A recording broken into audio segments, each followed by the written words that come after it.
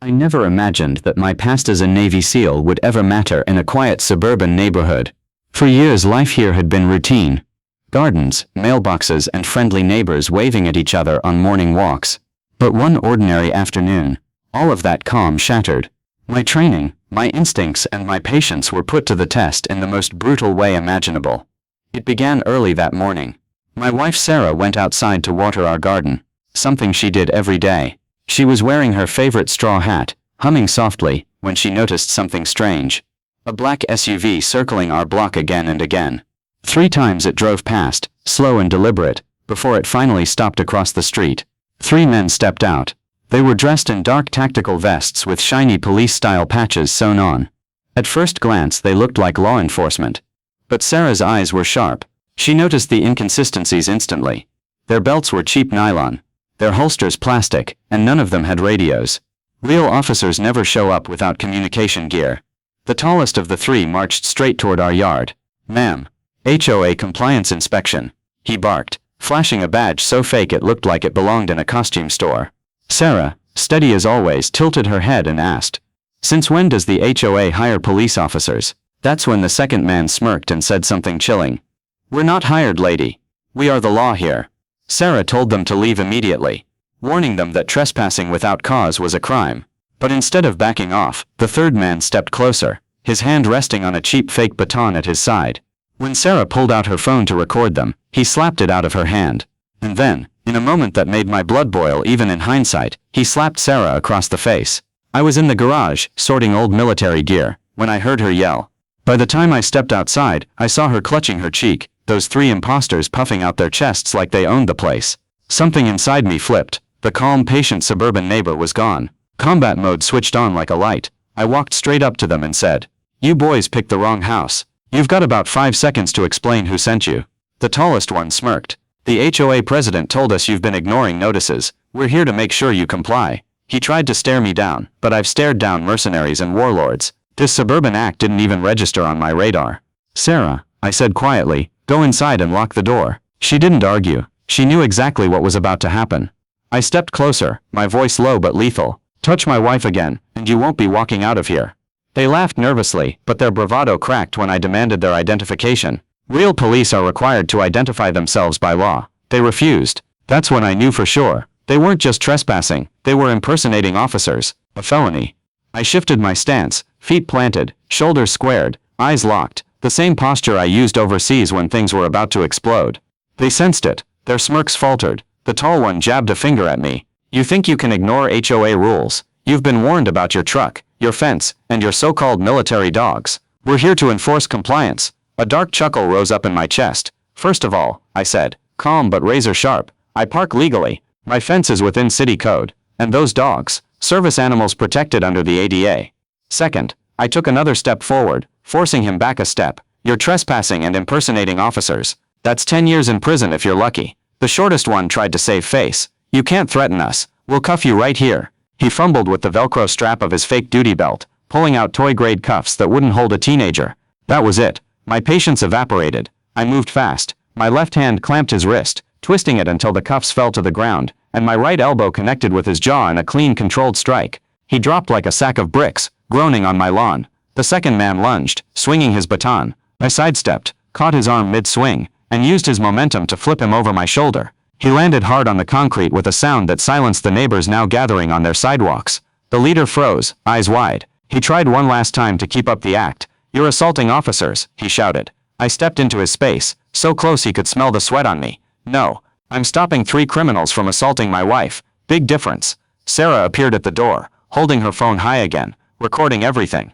"Already called the sheriff," she shouted. "They're on the way." The leader cursed under his breath and tried to bolt for the SUV. Not a chance. I grabbed the back of his vest, yanked him off balance and pinned him against the hood of the vehicle. He squirmed, but without training, he was nothing but stitched on bravado. By the time the real deputies arrived, 2 of the fakes were rolling on the ground clutching injuries, and the third was face down on the SUV with my knee in his back. Guns drawn, the deputies shouted, "Hands where we can see them." I raised mine immediately, stepping back, while Sarah pointed at the 3 imposters. "Those are the guys. They hit me. They claimed to be cops." The deputies disarmed them, ripped the fake vests off, and within minutes the truth spilled out. The ringleader cracked first. Under pressure, he admitted the HOA president had paid them cash to teach us a lesson. That's when I realized this wasn't just harassment. It was a full-blown conspiracy. Down at the sheriff's station, the three imposters looked nothing like the cocky thugs who had swaggered onto my property that morning. Their fake uniforms were stripped off and sealed in evidence bags. Their wrists were cuffed, this time with real steel, not the toy-grade cuffs they had tried to use on me. They sat slumped in chairs, faces swollen, pride shattered. For once, they weren't laughing. The deputies didn't waste time. They separated the three and began questioning them one by one. I didn't need to be in the room to know the truth would come spilling out. Pretenders like these always fold under pressure. And sure enough, within an hour, word came back. The leader had cracked. He admitted that they weren't real cops. They weren't even licensed security. They had been paid in cash under the table by none other than the HOA president, Karen Ellis. Karen's name didn't surprise me. For months she had been on our case about everything. The height of our fence, the size of our truck, even the dog Sarah and I owned. But this, hiring fake cops to rough us up, this was far beyond HOA harassment. It was conspiracy, plain and simple. When the deputies asked me if I wanted to press charges, I didn't hesitate. Absolutely, I said, my voice steady. They impersonated officers and assaulted my wife. That's not just intimidation, that's a felony. The deputies nodded, taking notes. Sarah held my arm tightly, her cheek still red where one of the imposters had struck her. I could feel her trembling, but it wasn't fear, it was anger. And I knew that as much as this shook her, she wasn't going to let Karen win. But Karen wasn't the type to fold easily. By the end of that very same day, she had the audacity to file a lawsuit against me. Her claim, that I had used excessive force and tarnished the reputation of the HOA. She even tried to spin her hired thugs as licensed contractors who had been performing security duties. When my attorney read through her paperwork, he chuckled. "This is a gift," he said, sliding the folder across his desk. "We'll countersue for harassment, assault, conspiracy, and damages. You've got video evidence, eyewitnesses, and the sheriff's office on your side." Karen just dug her own grave. The court date arrived faster than I expected.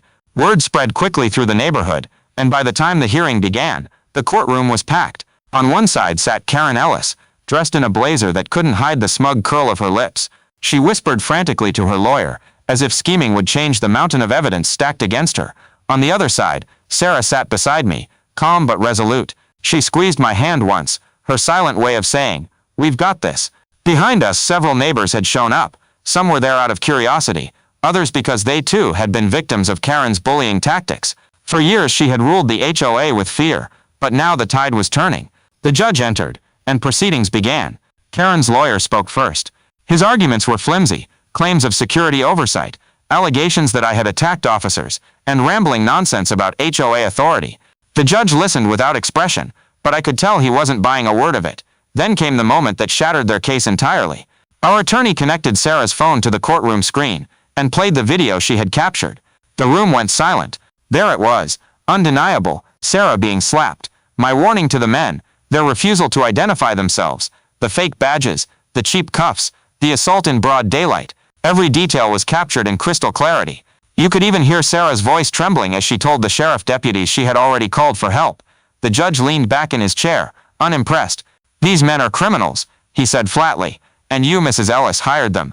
Not only is your lawsuit dismissed, but I am sanctioning you for abuse of the legal system." Karen's face drained of color. She looked to her lawyer for support, but even he couldn't hide his defeat. Our attorney rose, his voice calm but sharp. "Your Honor, we are filing a counterclaim today. Conspiracy to commit assault, intentional infliction of emotional distress, HOA harassment. My clients deserve restitution." The gavel struck once, sealing her fate. The case she had hoped would bury us had backfired spectacularly. Not only was it dismissed, but Karen Ellis herself was now personally liable for damages. The gallery erupted in murmurs. Some of the HOA board members, who had once supported her, got up and left without even glancing her way. Her empire of intimidation was collapsing, brick by brick, right in front of her eyes. The three imposters didn't fare any better. They were denied bail, facing multiple felony counts, impersonating officers, assault, conspiracy, and trespassing. For the first time in a long time, I saw the sheriff himself smile as he shook my hand after court. "Good thing you kept your cool," he told me. "Most people would have frozen. You probably saved your wife from something much worse." I nodded, pulling Sarah close. She was the real hero that day.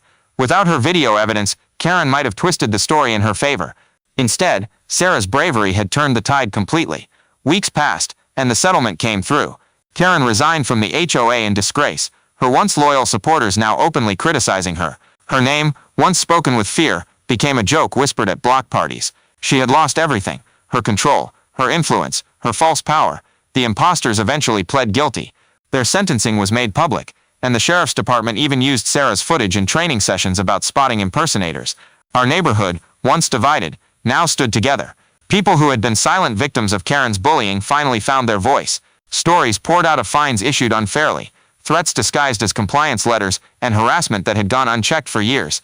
Our dogs, once called a nuisance by Karen, became local favorites. Neighbors would stop on their walks to greet them, children asking if they could pet the hero dogs. Sarah's garden flourished again, brighter than before, almost as if the flowers themselves knew the storm had passed. One afternoon, as Sarah watered the roses, she smiled at me. "Do you realize," she said softly, "if you hadn't heard me yell, if you hadn't stepped out when you did." Her voice trailed off.